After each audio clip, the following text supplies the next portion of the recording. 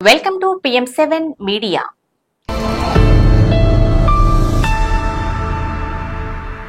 ఈ రోజుల్లో స్టార్ హీరోల సినిమాలు కథతో పాటు నటీనటుల నటన బాగుంటే సినిమాలు 100 కోట్లు వసూలు చేయడం అనేది సర్వసాధారణమైపోయింది.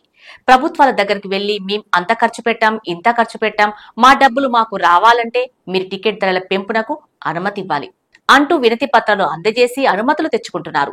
పెంచిన టికెట్ ధరలతో సులువుగా 100 కోట్లు 200 కోట్లు రావటం సర్వసాధారణమైంది. చివరకు ఒక సినిమా 100 కోట్లు వసూలు చేసింది అంటే విలువ లేకుండా పోయింది. ప్రస్తుతం చాలా సినిమాలు వసూలు చేస్తున్నాయి, కానీ మన దేశంలో చాలా సినిమాలు 1000 కోట్ల రూపాయలపైనే వసూలు చేస్తున్నాయి. దంగల్, బాహుబలి 2, పుష్ప 2, KGF, జవాన్, కల్కి లాంటి సినిమాలన్నీ 1000 కోట్లకు పైగానే వసూలు చేశాయి.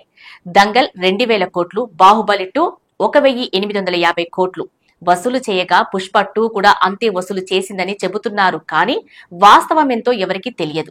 మన దేశంలో మొదటిసారిగా 100 కోట్లు వసూలు చేసిన సినిమా ఒకటుంది. అదే డిస్కో డాన్సర్. అందులో హీరో హీరోయిన్లుగా మిథున్ చక్రవర్తి, కిమ్ నటించగా బబ్బర్ సుభాష్ దర్శకత్వంలో రూపుదిద్దుకుంది. సీనియర్ హీరో రాజేష్ ఖన్నా ప్రత్యేక పాత్రను పోషించారు. 1982లో విడుదలైన ఈ సినిమా ఇండస్ట్రీ హిట్ గా నిలిచింది.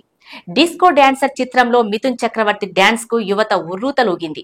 All over India I'm a disco dancer అనే పాట మారుమోగింది. ఆ ఏడాది ఇండియా మొత్తం మీద సూపర్ హిట్. 1982లోనే ఈ సినిమాకు 6 కోట్లు రాగా రష్యాలో కూడా విడుదల చేశారు.